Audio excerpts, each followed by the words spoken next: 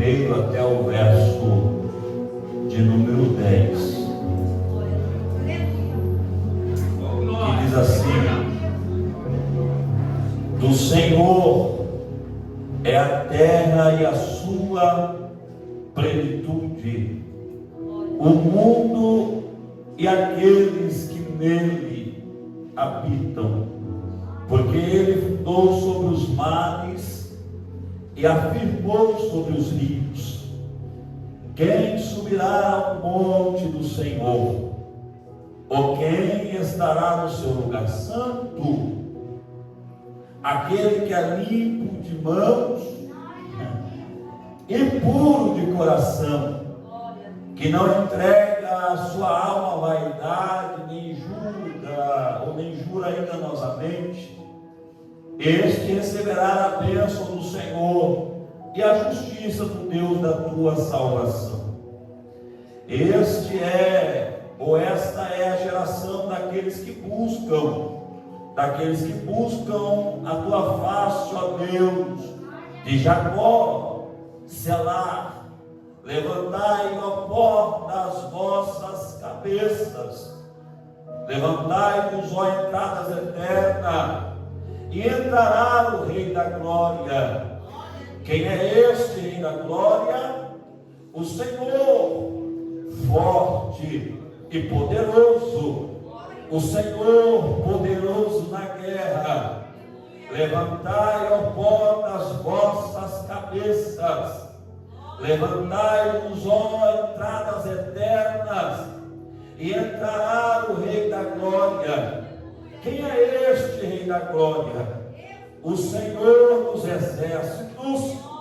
Ele é o Rei da Glória. Aleluia. Podeis se assentar, irmãos. Estou sentindo a presença de Deus aqui. Aleluia. Culto de ceia, irmãos, é um culto qual o Senhor nos traz à memória o sacrifício na cruz do Calvário. Coisa boa é poder cear. Pastor Gabriel, que Deus abençoe o senhor. Obrigado, tá? Pela confiança. Uma vez mais, o senhor é corajoso, né? Mas Deus gosta de homem corajoso. Põe a gente para pregar a palavra. Deus abençoe o senhor, a sua casa, a sua família. Nosso levita ali, Emerson. Deus abençoe o senhor, a sua casa, os obreiros da casa do Senhor aqui. É um privilégio poder pregar a palavra, tendo os senhores aí como intercessores. Não é isso? A gente precisa de homem e mulher de Deus intercedendo por nós. Graças a Deus. Irmão, me ouve bem? Para vocês aí o fundo está um pouco alto, sim ou não? Tá bom? Tá bem. Irmãos, uma vez mais é uma alegria estar com os senhores. Alguns eu já conheço, outros eu não conheço, alguns familiares, né?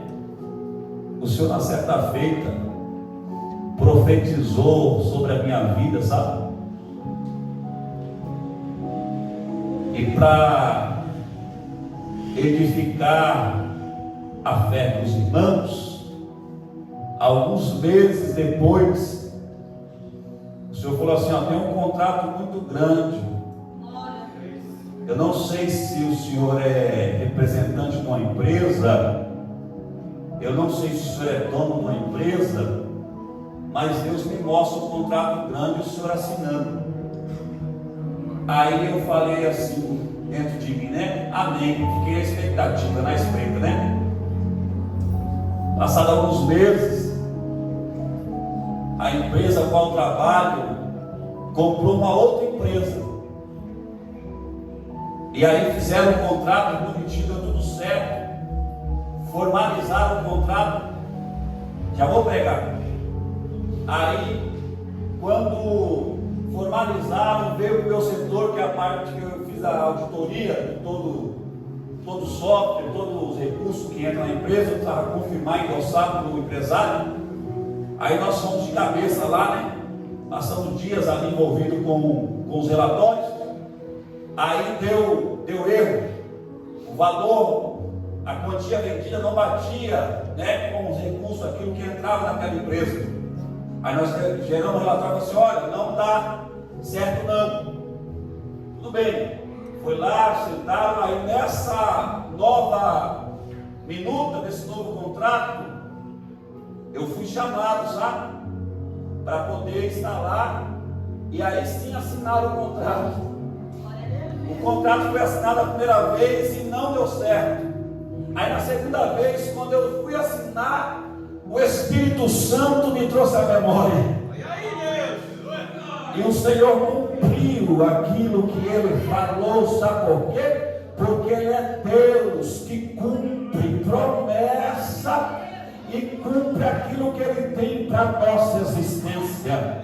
Que Deus continue te usando. Então, quando você estiver no culto, coloque suas antenas para cima, porque o Senhor está falando e Ele vai falar aquilo que precisa falar para você, e talvez seja algo, uma resposta que você esteja esperando da parte de Deus. Irmãos, eu tenho aqui um tempo bom. O pastor sempre é generoso conosco acerca do tempo. Já foi 5 minutos nessa introdução, eu tenho mais 35 minutos. Não quero ser cansativo aos irmãos, mas preciso ser didático, ou seja, a palavra tem que ser pregada e ter consciência. Vocês precisam compreender aquilo que o Senhor tem para nós. Então, é natural pregar, irmão. Sabe o que significa pregar? Pregar é deixar claro. Pregar é descodificar aquilo que está codificado muitas das vezes.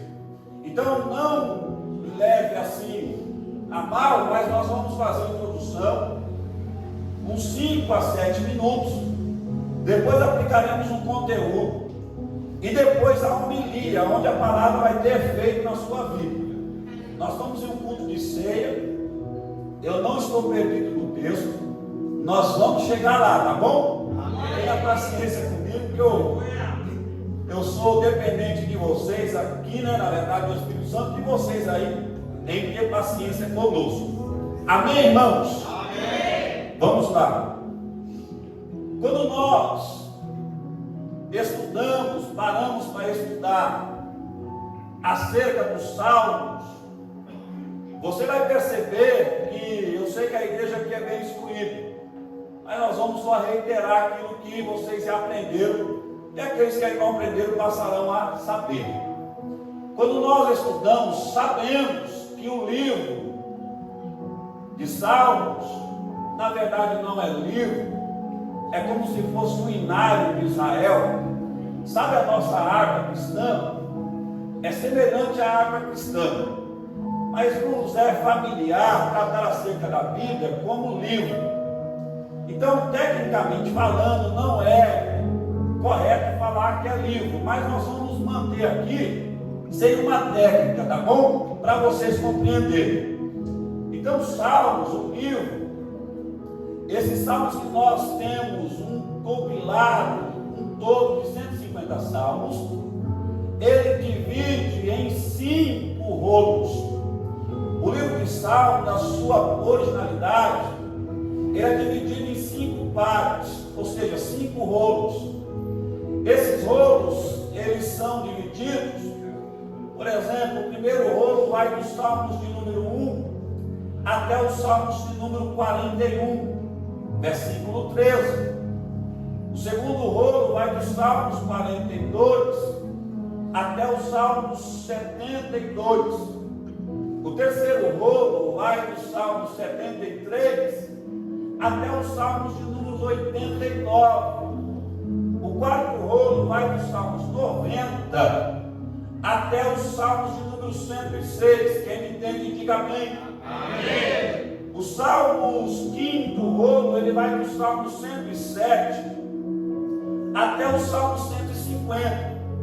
Você vai observar que em cada término desses salmos, você vai observar que o salmista aplica o que nós chamamos de doxologia. O que é doxologia? É a parte em qual o salmista faz questão de bendizer o nome do Senhor, mesmo em meio às dificuldades que ele enfrenta. O salmista faz questão de deixar bem claro para nós que ele não serve a Deus por aquilo que Deus dá, não. Ele serve a Deus por aquilo que Deus é. Por exemplo, no Salmos de número 41, versículo de número 13, o salmista vai dizer assim, ó: bendito seja o Senhor, Deus de Israel, de século em século. Nos Salmos de número 72, no versículo de número 18, você vai observar que o salmista vai adorar a Deus e bendizer o seu nome. Ele diz: bendito seja o Senhor Deus, o Deus de Israel, que faz, e só Ele faz maravilha. O salmista continua no Salmos de número 89, no final dos Salmos, ele vai dizer assim: olha, o Senhor é bendito em todo o tempo, o Senhor é bendito para sempre. O que o salmista está dizendo para mim e para você é assim: olha, eu passo por luta, eu passo por prova, eu enfrento dificuldade, eu enfrento obstáculo, mas ainda assim eu tenho força, entendimento para bendizer o nome do Senhor, porque o Senhor é bom. Sabe o que o salmista diz? Eu não me alegro porque tem uma Copa do Mundo instalada por esses dias. Não é isso que me alegra. O salmista diz assim, no Salmo 122, ele diz assim: sabe o que é que me alegrou? É quando alguém me fez um convite. Qual foi o convite? Para assistir o jogo do Brasil? Não, o convite foi: eu vou para a casa do Senhor adorar a Deus, porque Ele me sustentou. O Senhor me sustentou.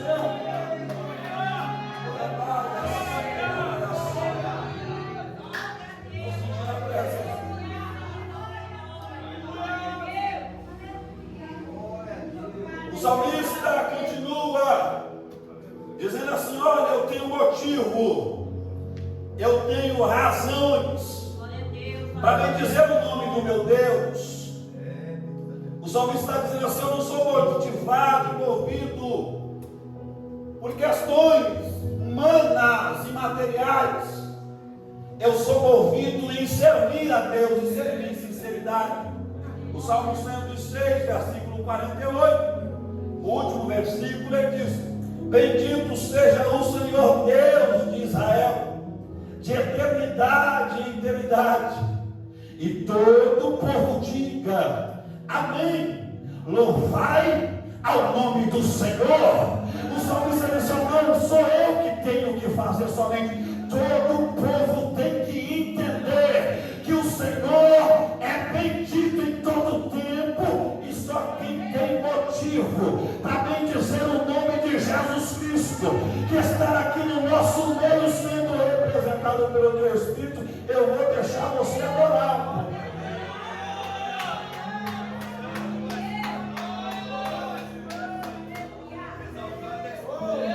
Sabe por que as coisas não acontecem?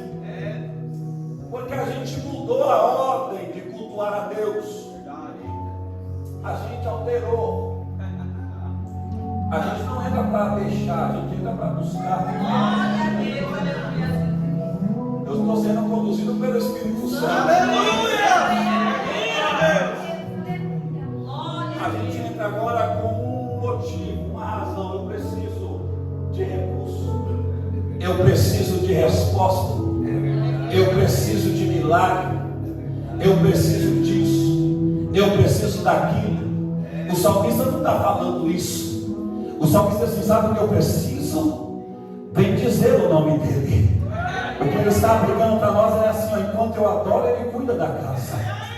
Enquanto eu bendizo, ele vai me guiando pelo caminho. Enquanto eu vou adorando, ele vai fazendo o milagre que eu preciso. Eu não preciso pedir, porque o simples fato de reconhecer o Senhor, ele vai guiando os meus passo, vai me dando direção, porque Ele é quem me governa e Ele quem me dá a resposta que eu preciso. Aleluia. Vou falar aqui, irmãos. Já vou pregar. Glórias a Deus. Êxodo capítulo de número 29. Estou ficando velho, estou precisando agora um pouco a memória não está ajudando muito. Eu escrevo, marco, faço tantas coisas. Mas nós vamos pregar. Sabe como que era o culto no Antigo Testamento? Sabe não? Êxodo 29 e 38 era assim, olha, como é que eu cultuo? 2 novilhos, uma porção de farinha, azeite e vinho. Isso era culto no Antigo Testamento. Sabe como entrava no culto? Não era vir buscar, Senhor, o culto era eu vim trazer algo para Deus. O primeiro culto, 6 da manhã, quando o dia amanhecia, o adorador por excelência, irmão Emerson, o cantor, ele dizia assim, ó, eu não posso falar puta sem antes adorar ao meu Deus, sem antes entregar para Ele algo. Aí ele preparava o primeiro novilho, uma parte da farinha e o azeite, e entregava para o sacerdote dava a inicial, a introdutória, e o culto iniciava. Aí ele adorava a Deus, e depois de adorar a Deus, ele ia para a labuta, meu amigo pregador. Quando ele ia para a labuta, trabalhar, fazer as suas coisas, ele ia louvando e bendizendo o nome do Senhor. Enquanto ele trabalhava, ele adorava. Enquanto ele estava fazendo o seu dia a dia, ele ia adorando e pensando, eu ainda tenho um culto para prestar ao Senhor. Aí ele ia para a labuta e voltava à tarde. A importância de adorar. Quando ele ia para a labuta, voltava no final da tarde, antes do dia virar, às 6, às 8 da tarde, sabe o que acontecia? O segundo novilho era apresentado, outra porção de farinha, azeite, aí depois aplicava o vinho. Não entendeu não? Era assim, ó. Ele saía de manhã e falava, Senhor, estou te adorando e preciso, Senhor, da tua resposta ainda hoje. Estou te adorando, Senhor, iniciando meu dia, reconhecendo que o Senhor é meu Deus, é o eterno, é quem me guia, mas eu tenho algo dentro de mim que está me incomodando, Senhor, e eu estou precisando de resposta. Ele ia trabalhar, quando voltava ele adorava a Deus, quando voltava ele apresentava o azeite, o novilho e a farinha e colocava o vinho. Sabe por quê? Vinho é sinal de alegria. Quando ele cultuava no final da tarde, Deus descia naquele lugar e respondia a ele. Aí ele disse assim, ó, por esta resposta, Senhor, agora eu coloco o vinho porque estou feliz porque o Senhor me respondeu.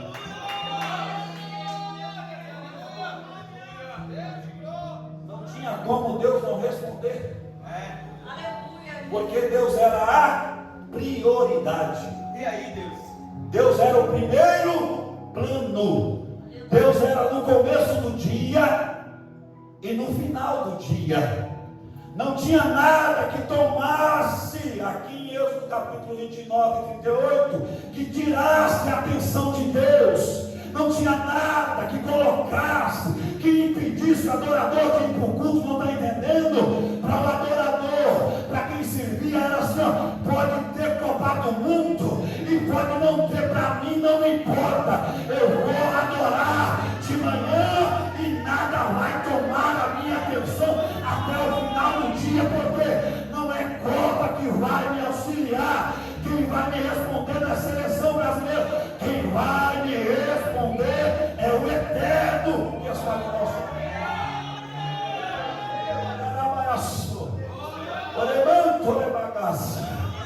Deus está no nosso meio, irmãos. Você pensou aqui que veio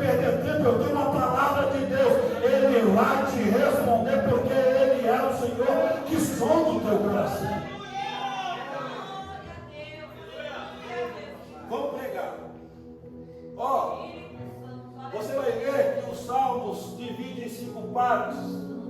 Nós temos salmos chamados, alguns tipos de salmos.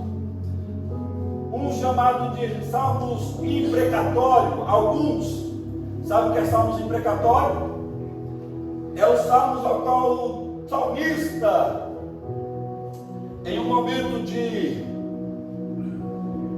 o cortisol lá em cima, o estresse, ele olhava para como o povo estava displicente nas coisas de Deus e blasfemando com as coisas do Senhor. Ele dizia assim: Senhor. O Salmo 68 é um salmo que você vai entender como imprecatório. É um salmo ao qual o salmista diz assim: Senhor, o que eu queria mesmo, o desejo do meu coração, é que o Senhor arrancasse a tampa da cabeça dos meus inimigos, e que o sangue deles jorrasse a ponto de molhar o meu pé. Aí você diz: nossa, que salmista irritado, estressado. Aí ele dá um significado para isso. Ele diz assim: não é porque os meus inimigos me perseguem, não é isso, Senhor, é porque eles desprezam a tua palavra. E quem despreza a tua palavra, Senhor, não tem motivo e não pode viver, porque o que é o ser humano sem a tua palavra, Senhor? Por isso eu peço, se o Senhor puder, arranque a cabeça dele. Outros salmos é os salmos de penitência. Sabe qual é o salmo de penitência? Agora o salmista não aponta para o outro. O salmista aponta o dedo para ele e diz assim: agora quem merece morrer sou eu, Senhor. Sabe por quê? Porque eu feri os teus preceitos, eu feri a tua lei, eu peguei contra o Senhor, e por isso não sou digno de ser vivo, de estar vivo, Senhor. A minha vida tem que ser ceifada. O Salmo 51 é um salmo de penitência, onde diz: olha, Senhor, no pecado fui gerado, no pecado concebeu minha mãe, Senhor, eu não tenho nada, não sou nada, não sou digno de nada. A única coisa que eu te peço, não aparte de mim, não te tira da minha presença, Senhor, e nem retira de mim o teu Espírito. Por quê? Porque eu não sou nada, não tenho nada, mas na tua presença ainda tem solução, com o teu Espírito ainda tem jeito. Aí diz assim: ó, eu não sou merecedor de estar vivo, mas por misericórdia, Senhor, eu quero estar na tua presença.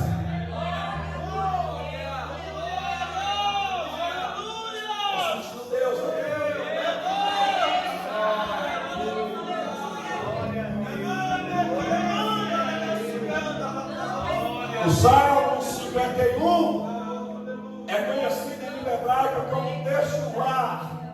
Sabe o que é Techuvá?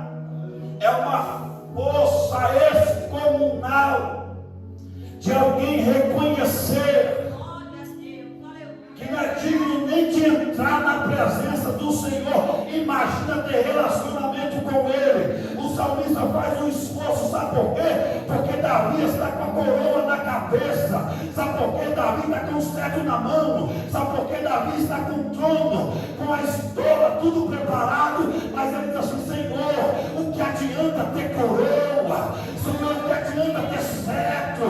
O que adianta ter trono? O que eu preciso é da tua presença. Aí ele se curva e reconhece que veio do pecado e não é merecedor da presença do Senhor.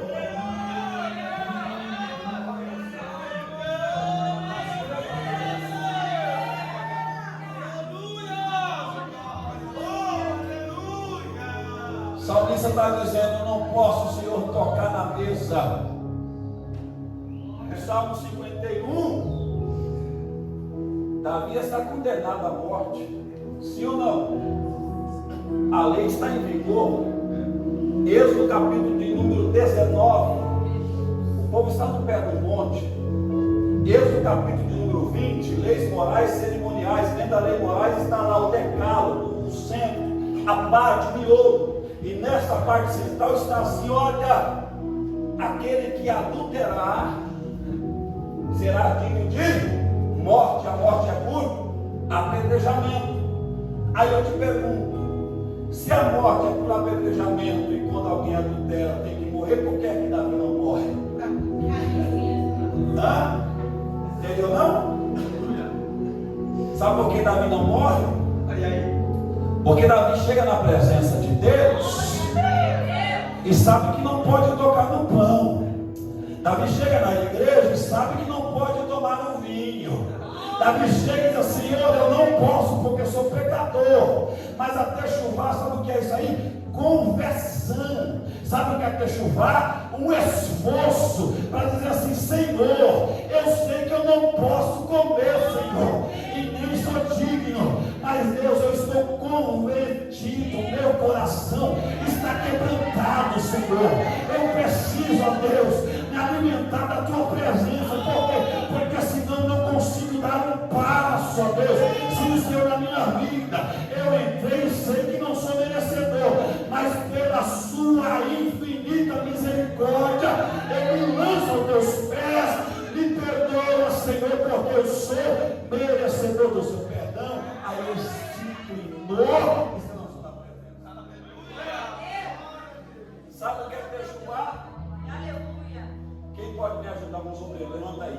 Isso aqui. Ó, a jejuar é o seguinte: esse membro aqui, o nosso braço, o seu movimento comum é para onde? Para cá ou para cá? O comum, normal, é para onde? Para cima, sim ou não? Sabe o que Davi está falando? Senhor, não puxe para cima, puxe para baixo, Senhor. Não entendeu?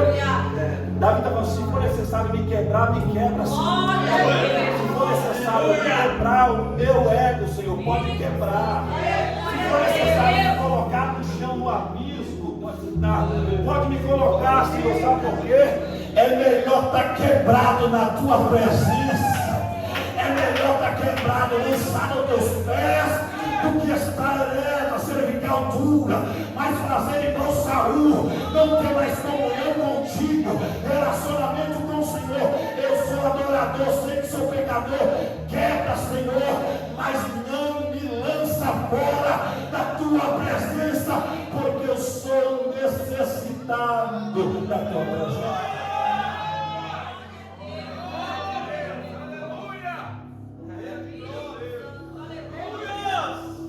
É isso que muda o culto.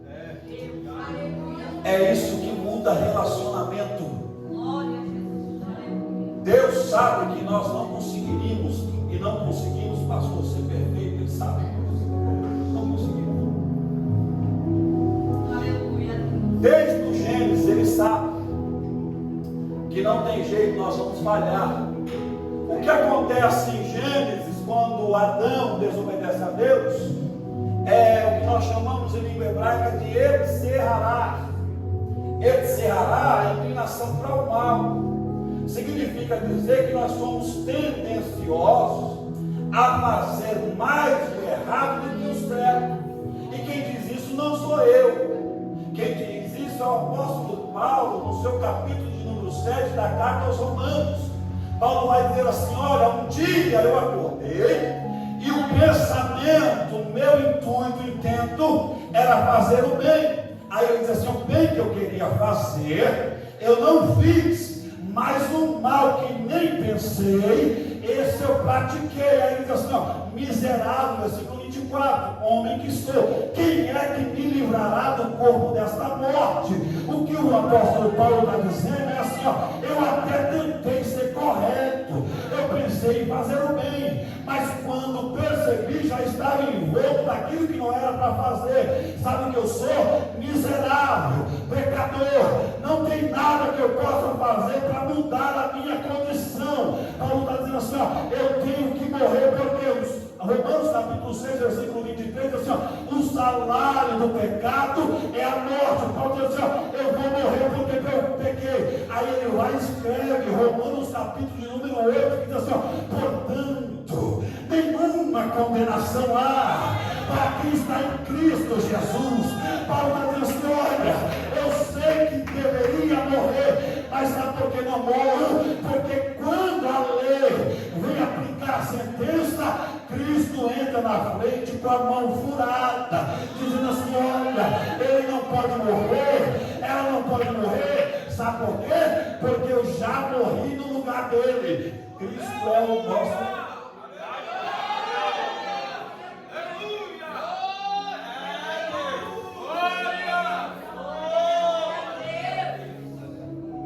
Irmãos, culto de ceia, pregador estranho. Nós temos que entender que a Bíblia é o manual que nós precisamos para servir a Deus com excelência. Nós temos dentro desses salmos, nós temos os salmos de imprecatório, nós temos os salmos de penitência. Nós temos dois salmos apontados como salmos messiânicos. O salmo de número 22 e o salmo de número 24. Embora vários outros salmos apontam para Cristo de uma forma codificada. Nós temos os salmos conhecidos como os salmos de peregrinação, vai do salmo número 120 até o salmo 134, que está conhecido como salmos de romagem, romaria. Pois bem, nos salmos 22, o salmista está apontando para Marcos capítulo de número 14, versículo de número 32 e diante, que é Cristo no horto, sofrendo a angústia que antecedia a cruz. Ou seja, Cristo diz assim: olha, eu estou angustiado, eu não estou bem, estou me sentindo abandonado, eu não estou confortável. Por quê? Porque a morte, a angústia da morte está me apertando. Cristo diz assim: Senhor, se possível, aparta de mim esse cálice. Mas ele diz: todavia, não seja feita a minha vontade, mas a tua vontade. Cristo diz assim: ó, eu não sou quem vai fazer, mas é o Senhor que tem que cumprir algo para a igreja lá do Caraguá. E isso eu preciso me entregar. Aí ele fala: faça feita a tua vontade, não a minha. O Salmo 22 aponta para o sofrimento de Cristo, sim ou não? O Salmo 24 é totalmente oposto. Por quê? O Salmo 24 tem dois contextos. O primeiro contexto é aplicar o retorno da Arca da Aliança. Quando Davi assume o reinado de Israel, ele toma uma iniciativa. Qual foi a iniciativa? Davi diz: eu não posso cultuar, eu não posso fazer as coisas pela minha vontade, eu não posso querer fazer do jeito que eu quero. Eu preciso entender que eu vivo aquilo que o Senhor vai dar como diretriz. Quando ele assume o reinado, ele fala assim: olha, como é que está o reinado? O reinado está bagunçado. Nós não temos mais o que nós tínhamos antes, Davi. Aí Davi diz assim: ai Deus, eu sei porque vocês não têm. Cadê a Arca da Aliança? Cadê a representação máxima da presença do Senhor? Aí ele diz assim: olha, os filisteus tomaram a arca. 1 Samuel capítulo de número 4, capítulo de número 5. Os filisteus tomam a arca, leva para o arraial dos filisteus, e ali Israel cai em declínio espiritual. Aí Davi diz assim: olha, não dá para dar nenhum passo sem a presença do Senhor. Eu não tenho coragem de assumir esse trono de Saul se a Arca da Aliança não estiver no meio, no centro de Israel, no centro de Jerusalém. Aí ele disse: eu vou buscar a presença do Senhor, porque eu sei que quem tem a presença faz diferença. Quem tem presença pode governar. Quem tem presença faz algo extraordinário. Davi toma uma iniciativa. 1 Crônicas capítulo de número 13, capítulo de número 14. Davi diz assim: olha, 31 homens, nós vamos 31 mil homens, nós vamos buscar a presença do Senhor. Aleluia.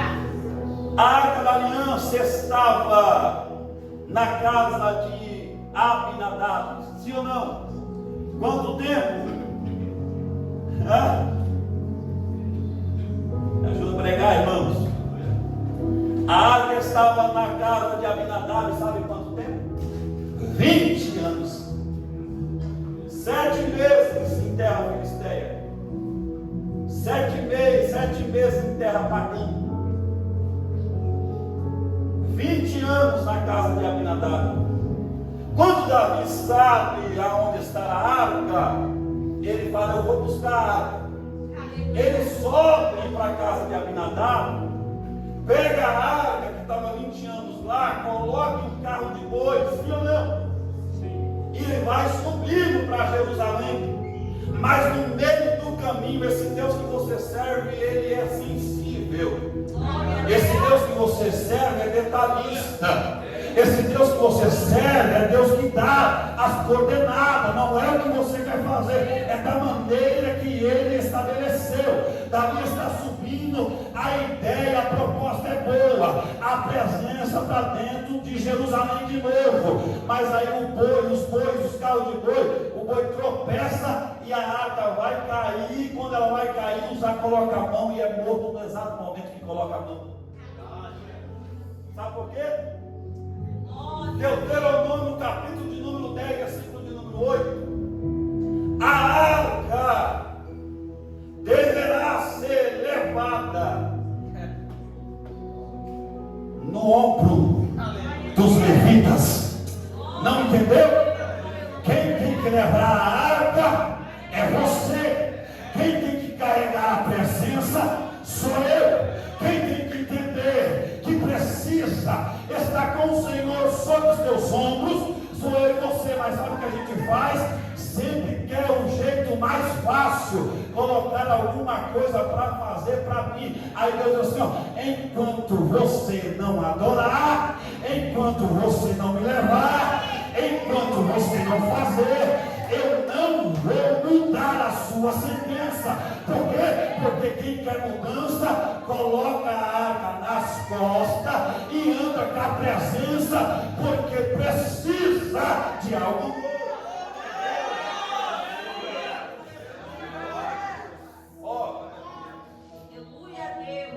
Quando a arca vai cair, Uzá coloca a mão, morre naquele momento.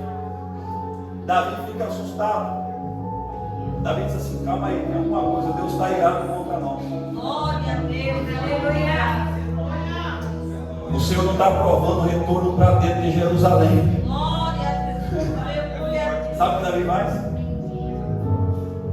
Davi fala assim: vamos deixar o seguinte, tem uma casa ali, que é a casa de Obed-Edom. Deixa a arca ali, vamos voltar para Jerusalém e aguardar um tempo. A resposta vai ser conforme vai acontecer na casa de Obed-Edom, a confirmação se eu posso buscar a arca ou não. Davi deixa a arca na casa de Obed-Edom, volta para Jerusalém. Lá na torre mais alta, o Atalaia está olhando assim: ei, eu vejo o exército, o soldado, Davi, mas eu não vejo a bandeira de Israel, a bandeira de Davi, melhor dizendo, a representação de Davi vindo à frente. O que é que está acontecendo? Aí Davi chega com o seu exército assim: ó, a presença não voltou.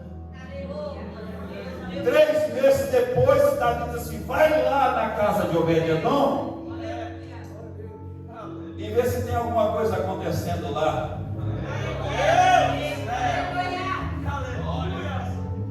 Aí o mensageiro chega, dá uma olhada no cenário de Obed-Edom e fala assim: grande rei Davi de Meller, grande rei de Israel. Sabe aquele barraco? Eu cheguei lá, já não é um barraco, é uma casa construída. Grande rei, sabe aquela plantação que estava mirrada? Eu cheguei lá, agora está tudo florescendo. Grande rei, eu cheguei lá, onde tinha enfermidade, agora tem saúde. Grande rei, eu cheguei lá, e agora as coisas estão harmônicas, lá está todo mundo feliz. Aí Davi diz assim: 3 meses, olha a diferença. Meu amigo Emerson, tem gente que está com 20 anos que está com a presença e nada muda. Mas quando alguém recebe a presença e diz assim: ó, eu quero relacionamento, o casamento é restaurado, a família é restaurada, a porta se abre, tudo acontece. Sabe por quê? Porque valores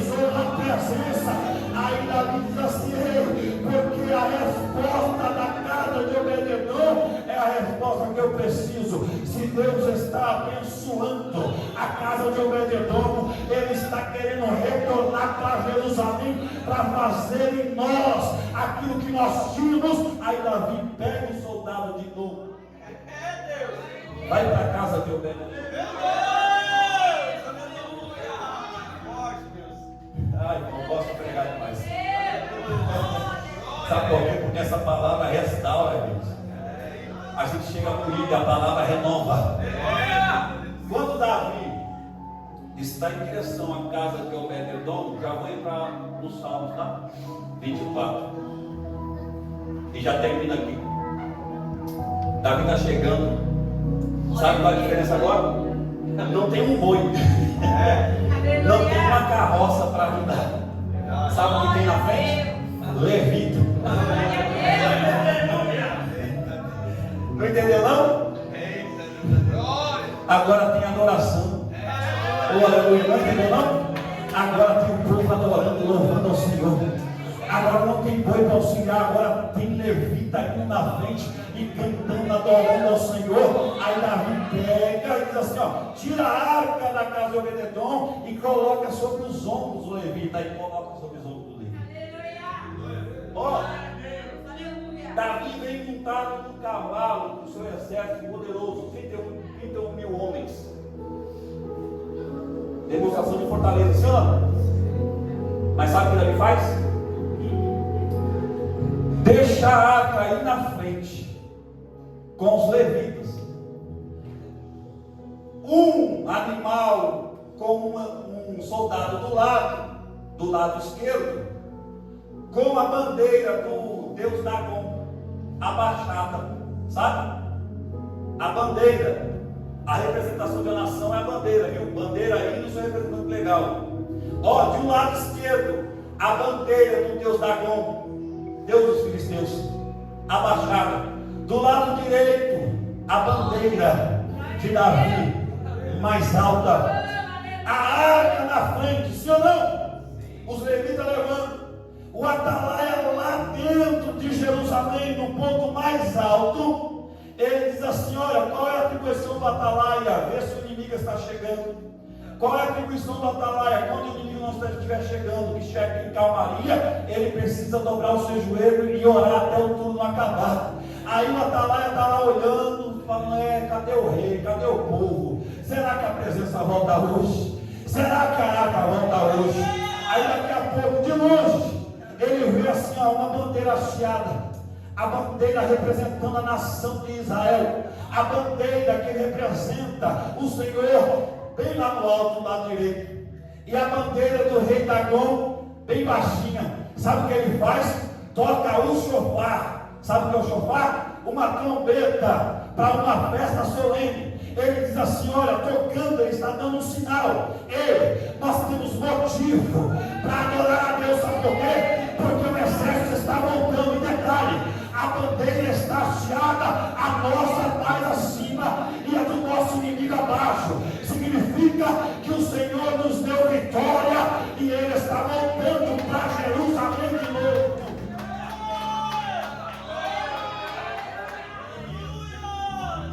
Aí o povo vem se aproximando. A guarda se prepara. Milca está no seu aposento, olhando pela janela. Os anciãos internos, tripudiando assim, tremendo, querendo adorar, senão nós temos uma etiqueta no protocolo, não adore não. Aí quando Davi está chegando, que ele está entrando em Jerusalém, antes de entrar, o atalaia tem que gritar, por quê? É inimigo ou não? É amigo ou não? É o nosso exército ou é o exército inimigo? Ele precisa falar, porque a muralha é alta. Quem está dentro não está vendo. Aí o atalaia tem esse compromisso. E quando a arca da aliança está chegando, sabe o que é que ele grita bem alto, em alta voz? Sabe não? Vou te falar. Levantai, ó portas, as vossas cabeças. Levantai-vos, ó entrada eterna, e entrará o Rei da Glória. O salmista está explicando para nós o retorno da arca. Ele continua dizendo assim, olha, quem é este Rei da Glória? O Senhor forte, poderoso, o Senhor poderoso da guerra. Levantai, ó portas cabeça, aí o exército entrando, os levitas entrando, e a arca da aliança chegando em Jerusalém de novo, e a presença do Senhor trazida à volta, aí o povo adorando a Deus.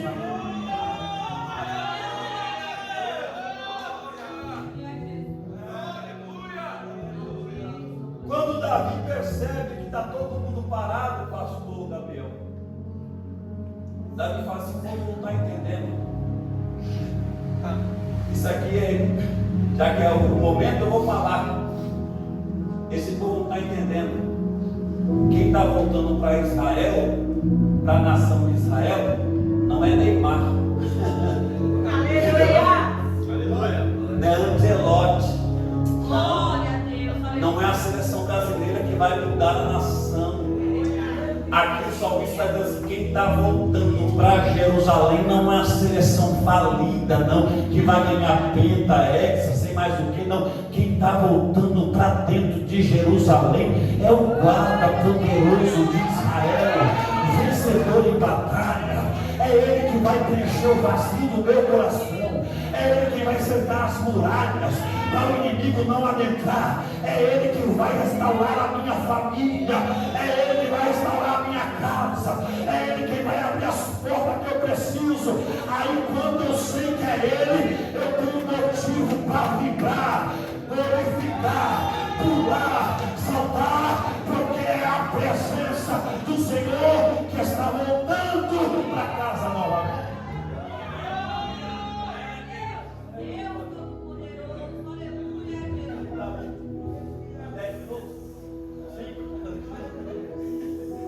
Irmão, o tempo acabou. Ah, Jesus, a gente volta para outra.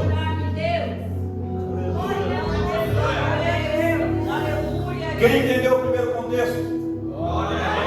Entendeu? Sim ou não? Sim. Sabe qual é o segundo? Sabe não?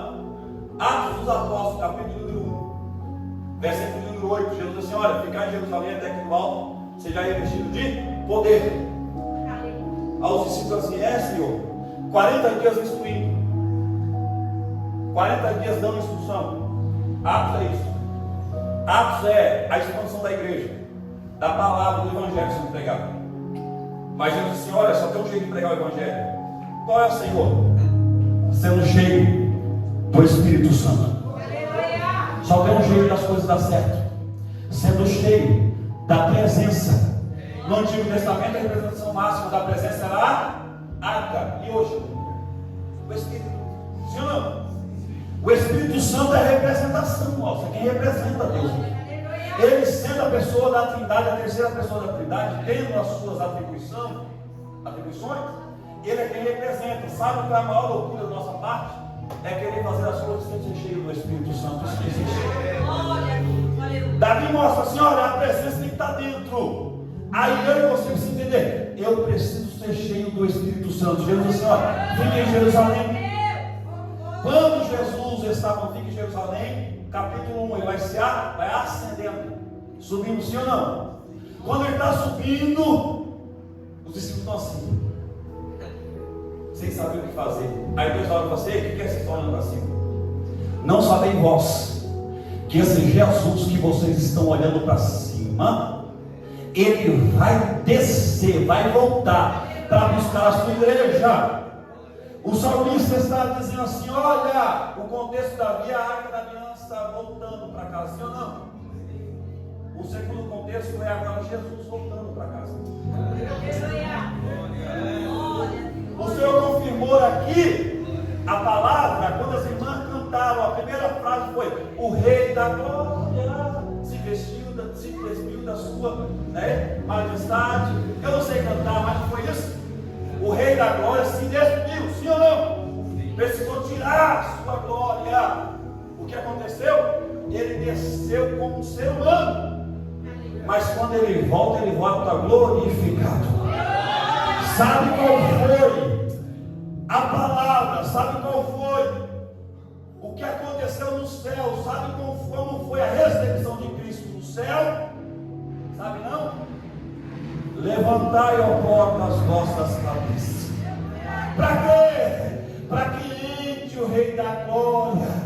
Mas quem é este Rei da glória? O Senhor forte, poderoso na guerra. Levantai, ó portas, as vossas cabeças, levantai, ó entradas internas, e entrará o Rei da glória. Quem é este Rei da glória? O Senhor dos exércitos. Ele é o Rei da glória. Jesus não perdeu a batalha, ao contrário, morreu, ressuscitou e voltou glorificado. Está preparando lugar para buscar a sua igreja. Só quem acredita que vai ser salvo e vai ser buscado por Cristo. Um minuto de glória a Deus para entender. Se você compreendeu a mensagem, um minuto, vai glorificando, vai adorando o Rei da glória nesta noite.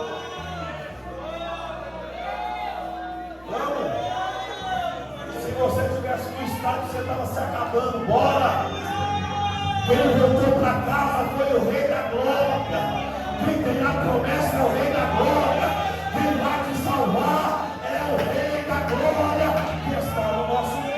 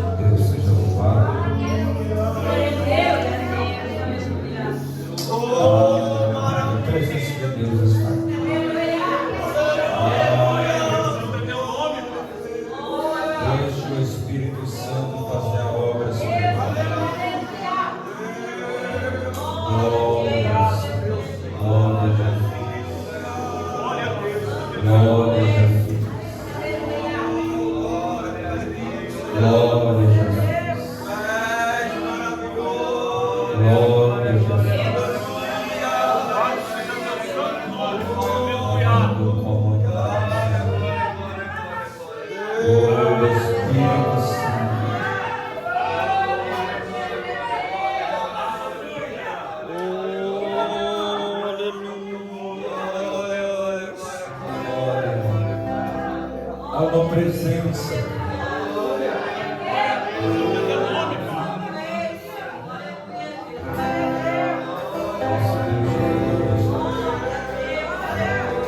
Eu não estou preocupado se você está esperando alguma coisa. Eu já fui pregado aqui, eu vim oferecer a Jesus.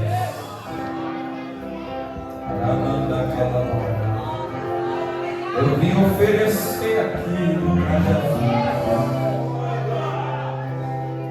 sacrifício. Eu vim oferecer a Ele. Quem vem oferecer para Ele?